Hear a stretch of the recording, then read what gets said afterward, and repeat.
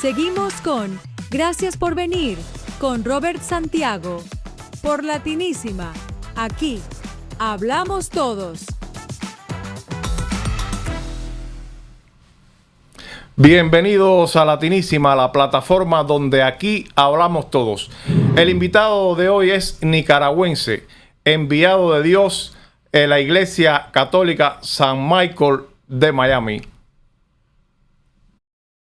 En un par de semanas pues ya lo veremos flaquito, como Ramoncito. Saber que tenemos un destino, tenemos una meta y esa meta es Cristo. Porque quisiéramos que ustedes estuviesen aquí físicamente. Todo en poder celebrar este dogma de la Inmaculada Concepción. Tú que has venido a sanar los corazones afligidos, Señor, ten piedad. Hoy en esta tarde me encuentro en este lugar especial. En Gracias por venir, hoy me acompaña uno de los párrocos más populares de Miami, el nicaragüense Elvis González. Un placer, padre. Gracias. Que nos acompañe. Gracias Robert. Estaba viendo el videito de introducción que hiciste y prácticamente todas esas fotos, Roberto, son cuando tenía pelo, así que a lo mejor el público está un poco ahí desanimado cuando me ve ahí ya sin pelo. No, tranquilo, lo importante es lo espiritual. Padre, usted es nicaragüense, vino cuando muy pequeño, me decía, para acá. ¿Cómo logró convertirse en párroco? Pues mira, nosotros los nicaragüenses tenemos una frase que dice, cuando nos preguntan si eres nicaragüense, nosotros siempre respondemos por gracia de Dios. Y sí, nací en Nicaragua, en un pueblo que se llama Sébaco, en la parte norte, ¿no? Esto sería más o menos el departamento de Matagalpa. Y bueno, regresando a la pregunta, ¿cómo es que llegué a este punto donde estoy ahora como sacerdote? Pues es todo un caminar, ¿sabes? Es todo un caminar. Yo siempre digo que seguir al Señor es una aventura y en esta aventura nosotros encontramos de todo, ¿no? Pero bueno, es una historia que empezó en Nicaragua. Llegué aquí a Estados Unidos hace cerca ya de 26 años y llevo ya como sacerdote casi 13 años sirviendo a esta comunidad de Miami. ¿Le fue muy difícil adentrarse a la orden sacerdotal? Pues mira, se requiere todo un proceso. Yo soy dentro de la Iglesia Católica pues tenemos tantas congregaciones, órdenes religiosas, ¿no? Que solamente el Papa y el Espíritu Santo de saber cuántas en general tenemos. Pero yo en particular pertenezco como a la diócesis, es decir, soy un sacerdote diocesano. Hay otros, en otros países también se le conoce como sacerdotes sanpedranos. Pero pues mi vocación pues servir a Cristo como sacerdote, a la comunidad, pero más que todo estar en parroquia, estar en una diócesis, estar en una ciudad. ¿Cómo fue ese niño Elvis? Bueno, ¿cómo fue ese niño Elvis? Mira, hay un proverbio africano que dice, se requiere toda una aldea para poder criar a un niño. Esto quiere decir que no solamente mi familia más cercana, sino también amistades, familia extendida, pues marcaron mi vida. Entonces, ¿cómo fue mi niñez? De verdad que a pesar de que nací en una familia muy humilde, pues fue una niñez muy feliz. Tuve buenos ejemplos de mis padres, de mis abuelos, de mis tíos y tantos buenos vecinos que marcaron mi vida. Sabes que, bueno, cuando yo era pequeño yo era muy introvertido y cosas de la vida, pues ahora estoy aquí, ¿no? Frente a una multitud y a estas cámaras que quizás a muchos los intimiden. Pero así fue mi niñez, ahí introvertida, pero siempre con las ganas de aprender, curioso como todo niño, de querer aprender, pero siempre con un deseo, no solamente de estar cercano a la familia, pero también un deseo de Cristo. A veces cuando yo era niño, la memoria que tengo es que las personas me preguntaban, ¿no? ¿Qué quieres ser cuando seas grande? Y yo siempre cuando era chiquitico, así, cabezón y barrigón, siempre decía, pues, yo quiero ser sacerdote. Entonces era más o menos cuando tenía 6, 7 años. Y quizá, pues, uno como adulto, uno diría ahora, bueno, es porque ese era el mundo en que vivías o simplemente era tu sueño desde niño. Pero ahí poquito a poco yo creo que fue madurando la vocación y fue algo que nunca me cerré a nada, mucho menos me cerré al matrimonio o al noviazgo, pero fue como que cuando yo creo que cuando el Señor pone la chispita, pues ahí poquito a poco se va desarrollando. A veces también se pierde, ¿no? A veces uno ignora cuando el Señor nos está llamando a un estado específico de nuestra vida. Sin embargo, en un momento usted me dijo que nadie de su familia era religioso, ni se veía eso en la Bueno, sí, fíjate que en mi familia alguien que marcó mucho mi vocación pues fue siempre mi abuela y varios tíos paternos que estaban muy comprometidos en la iglesia, y mamá también y papá también eran comprometidos. Pero en sí las que marcan mi vocación pues fue esa abuela y fueron también esos tíos que siempre constantemente estaban misionando en otros pueblitos más cercanos donde nosotros vivíamos, ya que solamente había un sacerdote en el pueblo, pues correspondía poder llegar a otras comunidades. Y poquito a poco yo creo que eso fue marcando mi vida. Elvis, cuando la niñez y la adolescencia, ¿no tuviste noviecita en esa etapa? Pues mira, yo creo como todo muchacho, pues siempre nos enamoramos y siempre pues tuve ahí amor platónico, diría yo, pero como cosas de la vida, decía yo al principio, pues era muy introvertido, ¿no? A veces yo cuando estaba en el colegio pues trataba de mantener esa excelencia académica. Y pues siempre, ¿no? Uno como joven pues se acercaba a aquellas muchachas bonitas que le ayudara con las tareas y todo tipo de cosas, explicarle alguna tarea, y yo encantado, ¿no? Pero sí, yo diría que sí me enamoré, pues me enamoré. Llegué a tener alguna relación seria con alguna muchacha, pues no. Pues yo diría que fueron estos amores de jóvenes, ¿no? De escuela. Sí. Ahora, cuando ya decide la consagración, debe haber sido difícil porque es una posición para toda la vida, por supuesto, que en sus pensamientos. Pues mira, algo que marcó mucho mi vida fue haber llegado a este país. Yo te decía al principio que cuando era niño, pues yo quería ser sacerdote, pues en Nicaragua. Pero el Señor siempre tiene otros planes. Entonces, cuando llegué a este país hace ya casi 26 años, ya las cosas fueron cambiando, las prioridades fueron cambiando. Primero por el sacrificio que hizo papá, por el sacrificio también de mamá, llegar a este país, empezar de cero. Y acá papá nos dijo de una forma muy directa, si vienes a este país siendo joven, o vienes a estudiar o te pones a trabajar, pero no puedes estar aquí haciendo nada. Y eso marcó mucho las decisiones que tomaba para mi futuro. Entonces yo llegué más o menos a los 14, 15 años, empecé la secundaria a aprender inglés, y ya después cuando yo llegué a los 18 años, Robert, eso pues me empujó a pensar más todavía en mi futuro. Ya las decisiones que tenía que tomar, pues las tenía que tomar yo mismo. Y por supuesto, no desperdiciando la oportunidad que papá nos dio de haber llegado a este país. Pero a esa edad pues me preguntaba qué es lo que el Señor quiere para mi vida. Y esto como que me hizo madurar más aquello que ya estaba pensando hace rato. Mira, pues vamos a intentar el sacerdocio. Entonces fue un retiro vocacional que le llamamos y me sentí en casa, me sentí tranquilo.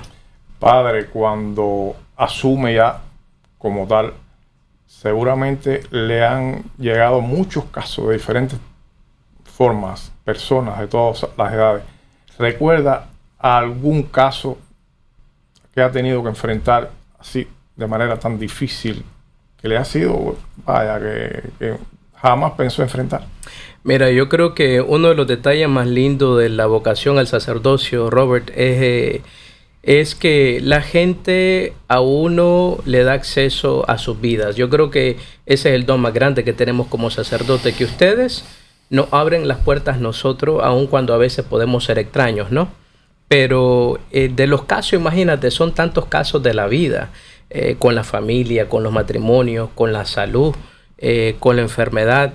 Siempre pensando en algún caso específico, yo creo que tengo muchos que me han tocado de cerca, sobre todo el sufrimiento. Yo creo que algo específico en la vida del sacerdote es que estamos muy cercanos al sufrimiento de la gente.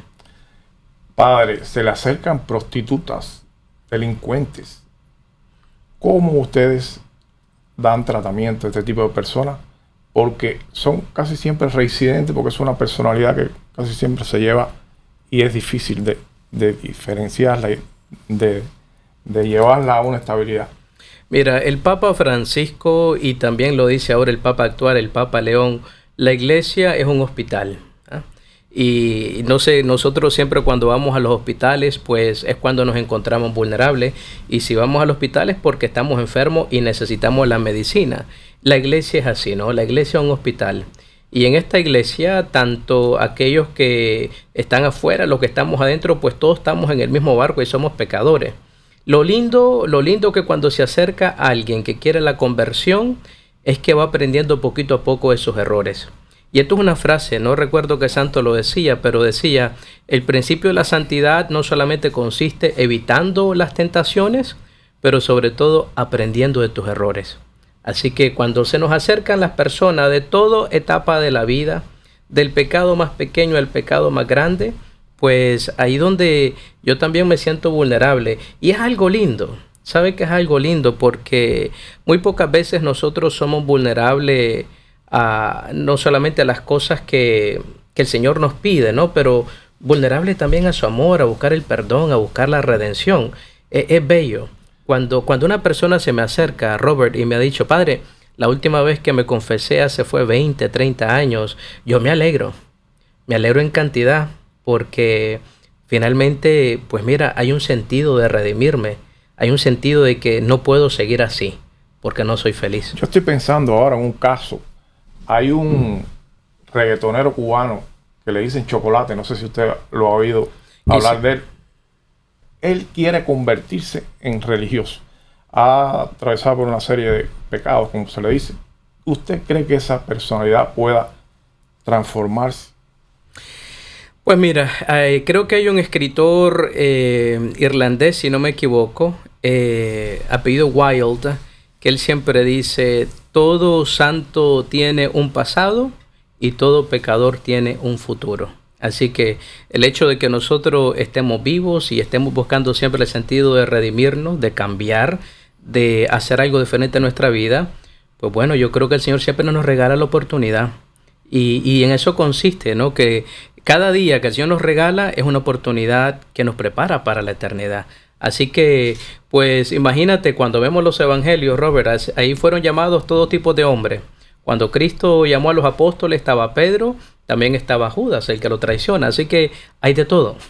¿Puede Chocolate cambiar? Y todo tendría, bien? Bueno, si está vivo, es un ser humano y quiere redimirse, yo creo que Cristo nunca se niega, ¿no?, a esa oportunidad de redimirse. Padre, cuando usted va a hacer cualquier diligencia en su vida normal, una compra, un mercado, seguramente ha tenido que ir. ¿Cómo usted se manifiesta y cómo lo ven las personas, usted que lo conocen quizás? Bueno, pues mira, yo creo que en lo particular, Robert, yo sigo siendo yo mismo. Antes de empezar aquí este programa te dije, pues voy a ir a buscar un cafecito. Y pues nada, pues empecé con ese cafecito y ya la gente a uno lo queda viendo con el clero y vestir de negro, ¿no? Pero pues nada, sigo siendo yo mismo. Y como hay de todo, yo creo que cuando se ve a una figura, ya sea alguien con un uniforme, algo con una identidad, pues siempre va a causar sorpresa.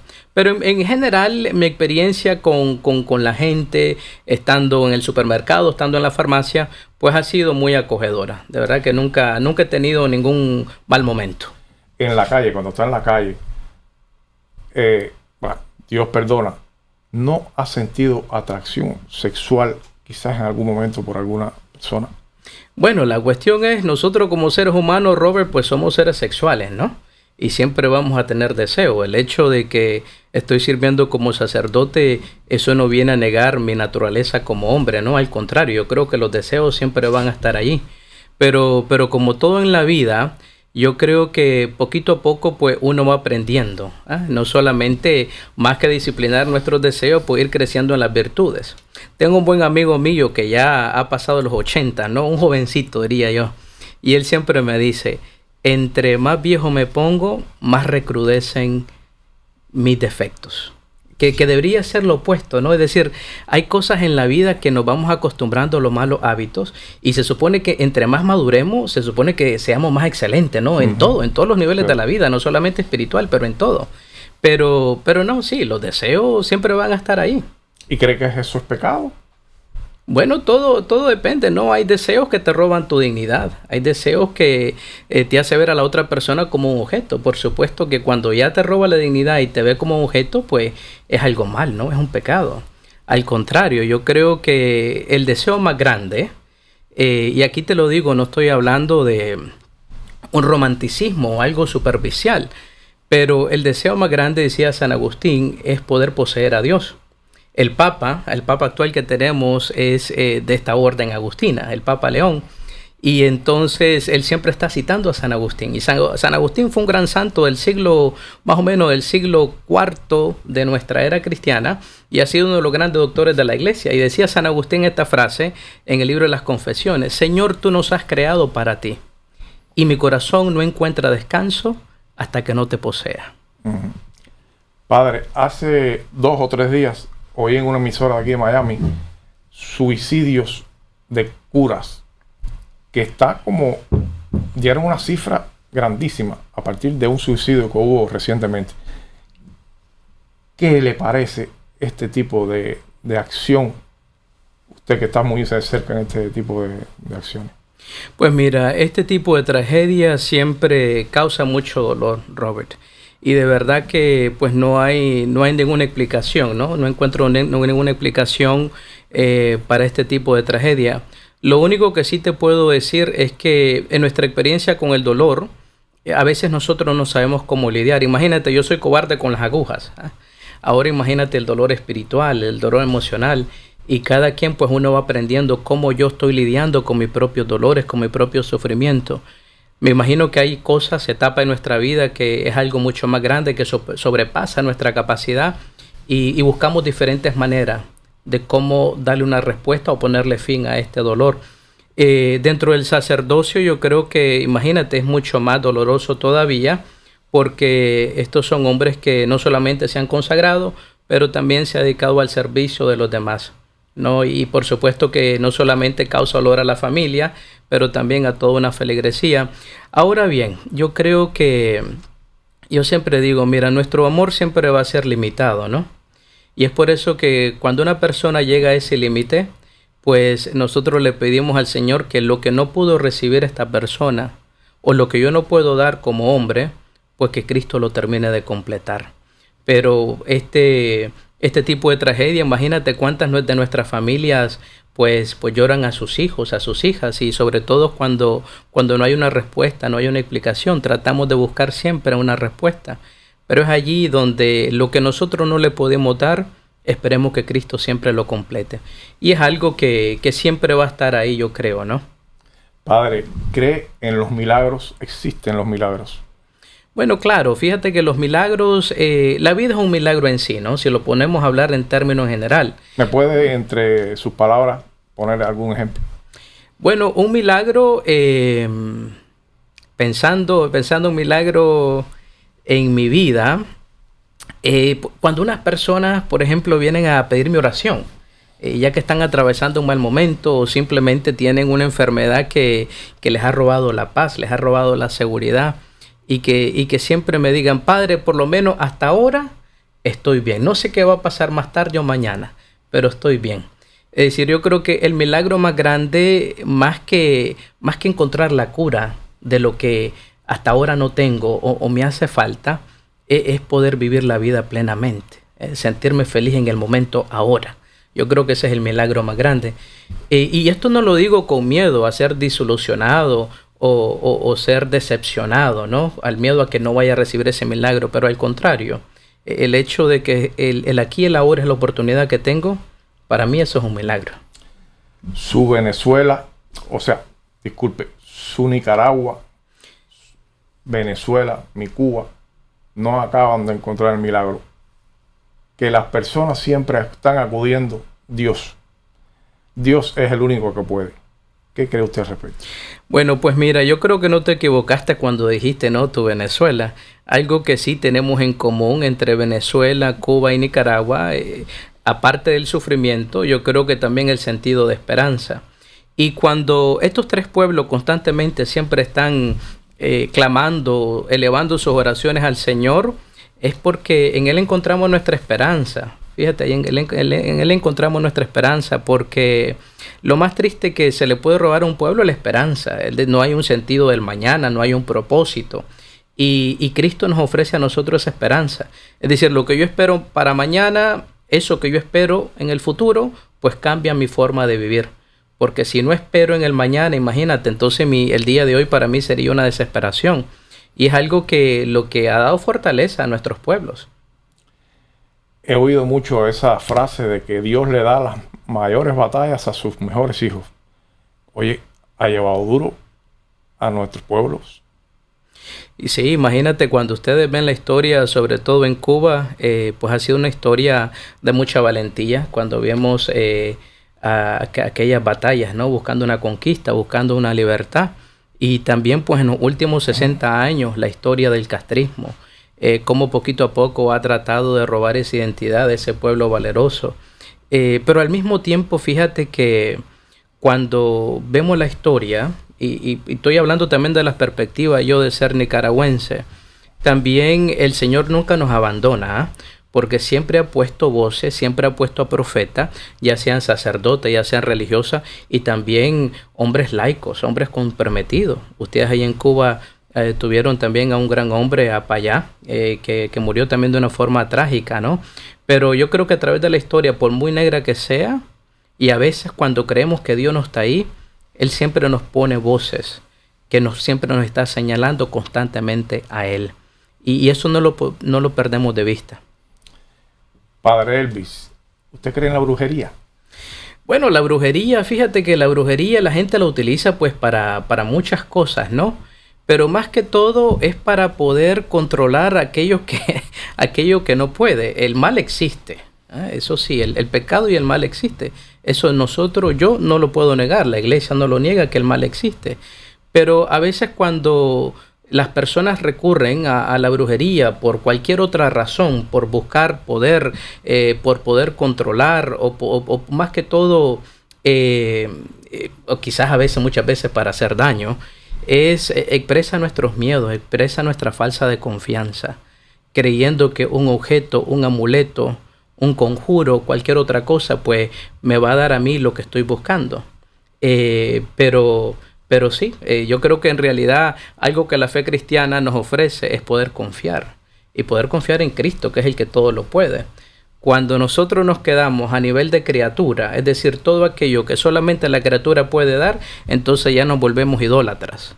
Pero nosotros no podemos simplemente ponerle mi corazón, ponerle mi fe a una cosa, a un objeto, a esto, a una persona, cuando Cristo es mucho más grande que la criatura. ¿Por qué? Porque Cristo es el creador.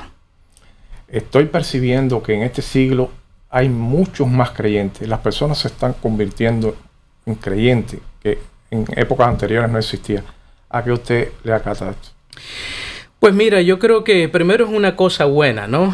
Cada país, cada iglesia está atravesando por lo suyo, pero cuando vemos la perspectiva de la familia, Robert, por eso te preguntaba a ti, háblame, bueno, de tu esposa, tu hijo. El centro sigue siendo la familia. El Papa Juan Pablo II, un gran santo, él siempre decía que si no hay paz en tu corazón, no hay paz en la familia. Si no hay paz en la familia, no hay paz en la sociedad.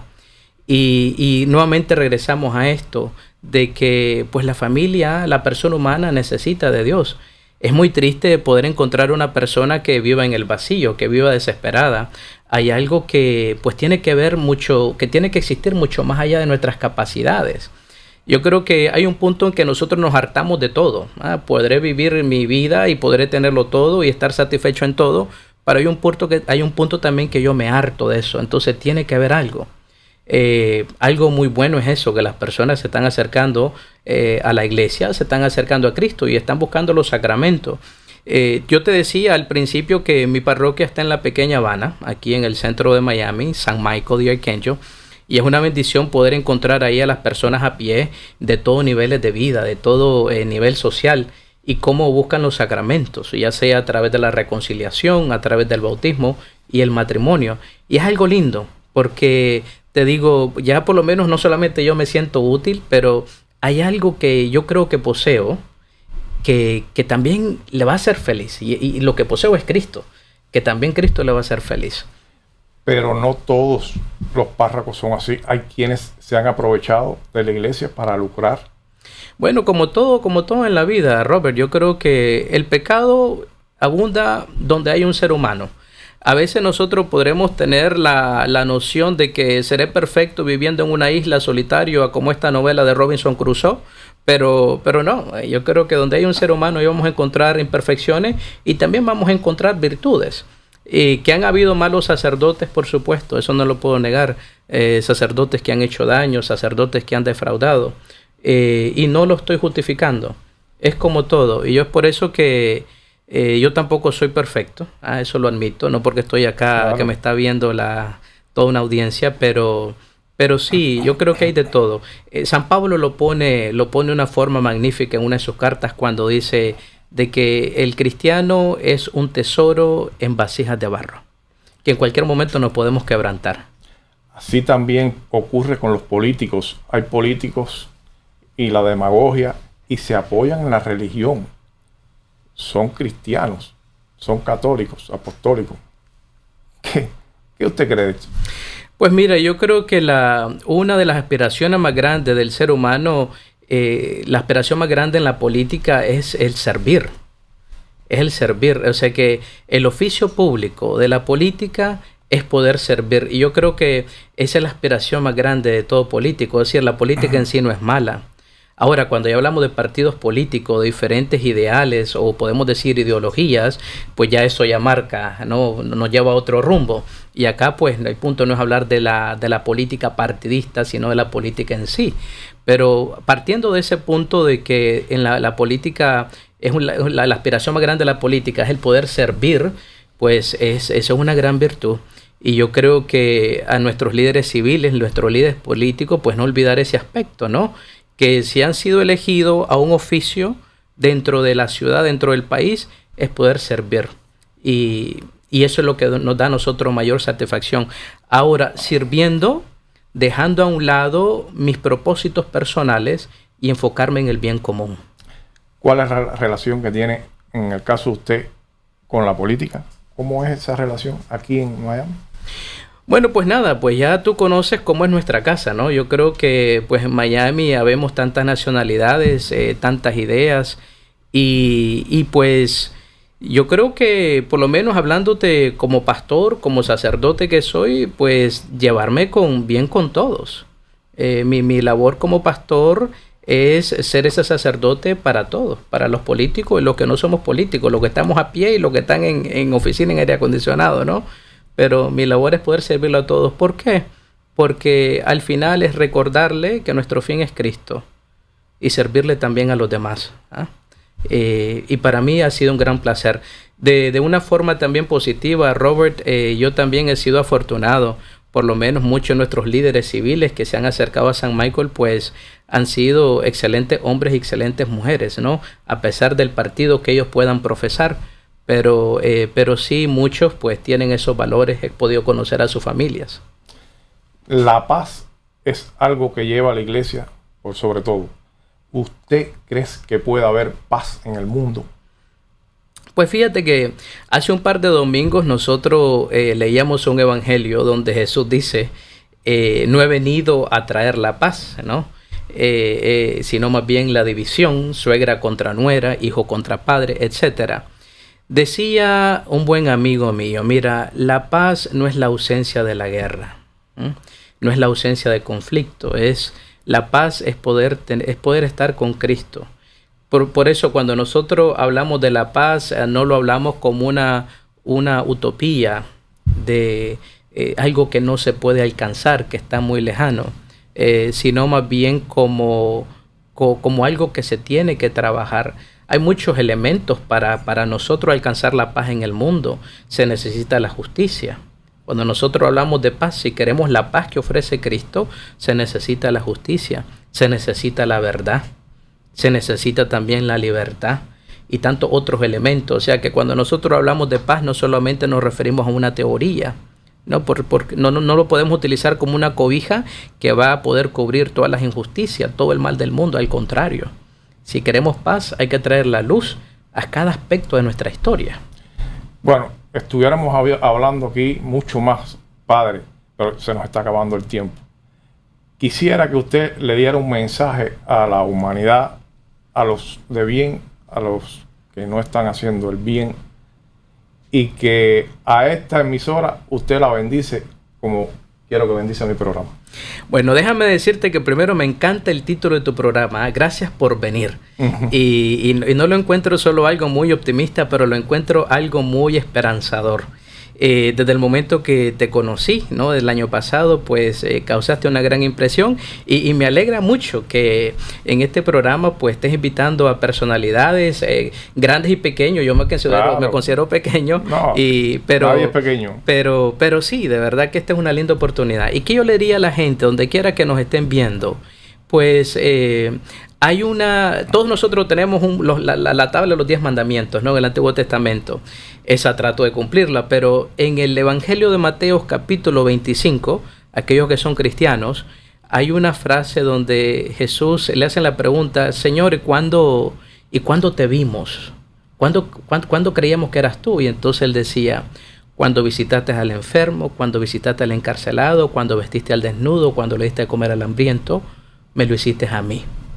Así que yo creo que a partir de ese modelo es lo que nos acerca a nosotros a ser mejores seres humanos, poder imitar a Cristo. Entonces, en todas estas cosas pequeñas.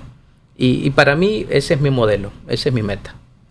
Ese mensaje, usted sabe que le está llegando a todos los oyentes de latinísima.net. También sale por Rocus, sale por Euforia y sale por las plataformas de YouTube. Para mí ha sido tremendo placer, el padre Elvis, una vez más. Gracias, porque usted es uno de los que llegó de Nicaragua para decir gracias por venir. Bueno, gracias Robert, y a toda esta familia del aire, pues gracias por abrirme las puertas de su casa y compartir con ustedes. Gracias, padre. Dios te bendiga.